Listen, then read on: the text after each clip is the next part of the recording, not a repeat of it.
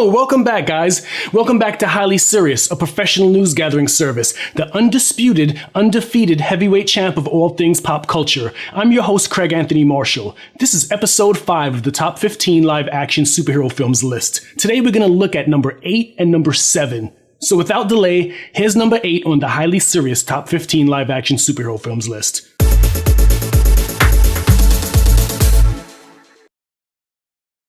Iron Man has always been a personal favorite of mine. He was right up there with the X-Men in terms of comic books that I was really into. Whether it was the Demon in a Bottle storyline written by David Michelinie, the Armor Wars by Michelinie and Bob Layton, drawn by Mark D. Bright, who's one of my favorite artists by the way, or even later on the Extremist storyline by Warren Ellis, I was along for the ride. In short, I've always been an Iron Man fanboy. I think it's because he's a normal guy who gave himself superpowers and built a suit. He's always tinkering and improving the suit, innovating on his tech. That's always appealed to me, especially as a designer myself. Iron Man faithfully captured the essence of Tony Stark the inventor and Iron Man the superhero, two sides of the same coin. There's some elements in Iron Man that remind me of Aviator, directed by Martin Scorsese. Just the spirit of the inventor, how he kept on pushing the limits of technology, his passion for it, it just came off really cool. What I love about Iron Man is that they actually hint at some of his inner demons in the movie, but it's very subtle. This is the movie that ushered in the Marvel Cinematic Universe. The movie set everything into motion and they managed to pull it off with ease. Let's start with the costume design, which in my opinion had to be one of the biggest challenges. I don't think Jon Favreau and team get enough credit for crafting the look of Iron Man on screen and making him look believable. Whether it's the armor itself, which I thought personally would be impossible to replicate, or even coming up with the look of Iron Man's heads-up display when he's in the armor. Robert Downey Jr. is such a great actor. I love that they were able to come up with a way to show him emote while he's in the armor and he has the helmet on. Speaking of Robert Downey Jr., this is casting at its best. He was the right guy at the right time in the right movie. He transformed himself effortlessly into Tony Stark. He pioneered the Marvel Cinematic Universe as the first protagonist to be featured in a Marvel-produced movie. That's quite an achievement. The importance of the first Iron Man film cannot be stated enough, considering that if the movie was a flop, there would be no Marvel Cinematic Universe. No Captain America movies, no Thor movies, no Avenger movies, no Civil Wars, no Infinity Wars. It pushed the genre forward and Marvel deserves to be commended. I think Jeff Bridges as Obadiah Stane is severely underrated as one of the first villains in the Marvel MCU. He gave a great performance. He had such an edge to him, and the dude went full bald for the role. You never go full bald. Dude went full bald and looked incredible and gave a great performance. I can never say anything bad about Jeff Bridges. Dude is incredible. I'm the dude, so that's what you call me, you know?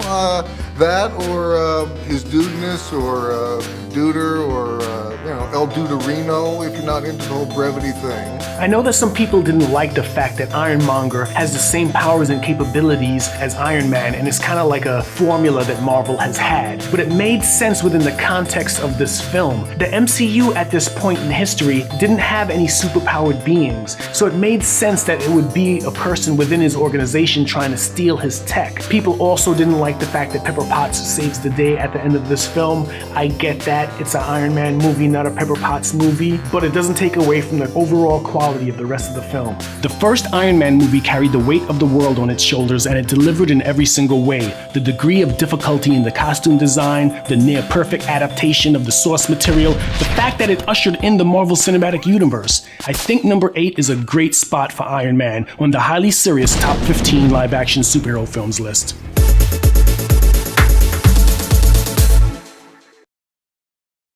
Now this is a movie. I always thought that Wolverine should be an R-rated movie. The dude has claws. He likes killing people. It just seems like common sense for these movies to be R-rated. It's a shame that the other movies in the trilogy weren't. I don't even want to discuss the first film, 2009's X-Men Origins Wolverine. I wish I could get those 2 hours of my life back. The Wolverine, the second film, it was you could see where Hugh Jackman and James Mangold were going with it. It really could have benefited from being R-rated. The source material by comic book legends Chris Claremont and Frank Miller is epic. I highly seriously recommend reading it. See what I did there? Even if you have a passing interest in Wolverine, it's a must-read. It's one of my favorites. When Hugh Jackman and James Mangold decided to reteam for Logan, I didn't know what to expect. I read the Old Man Logan storyline in comic books and I had my fingers crossed. These dudes delivered on every level imaginable, and some not so imaginable.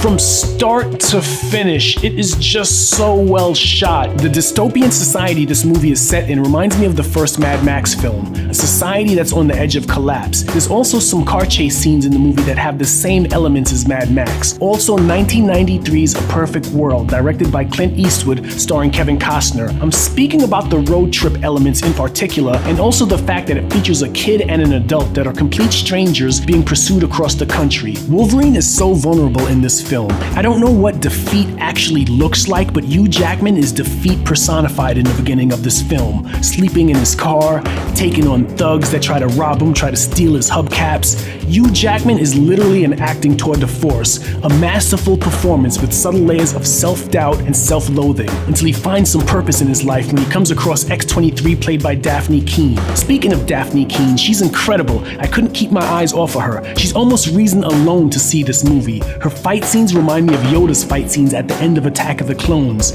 since they're so tiny and they're taking on people 4 times their size. I thought it was real meta to make references to the comic book in this film. While Fox couldn't use the actual comics in the movie, probably due to copyright issues with Marvel, I really appreciated this bit of fan service. It was a nice touch. I love the Vegas hotel scene when Professor X has all the mercenaries paralyzed with his powers while suffering from a seizure, and Wolverine takes them all out one by one. So dope. Speaking of Patrick Stewart, I don't think there's ever been better chemistry between Hugh Jackman's Logan and Patrick Stewart's Professor X. Patrick Stewart's last scene in the film is so powerful. Wow, it's such a powerful scene. On a side note, can we all just agree that this family would have been better off not crossing paths with Wolverine and company?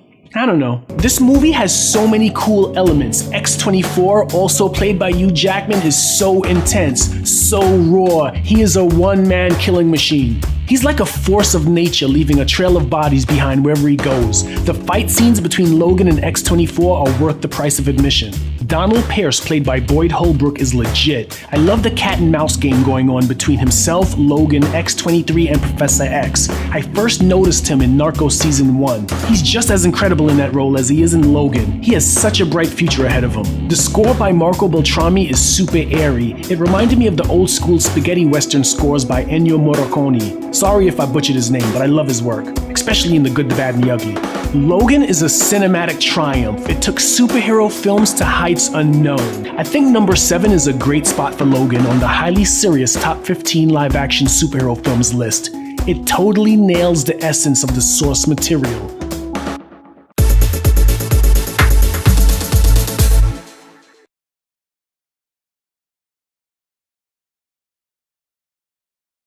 So that was number 8 Iron Man and number 7 Logan on the highly serious top 15 live-action superhero films list. What do you guys think? Do you highly agree or do you seriously disagree? Let me know in the comments below.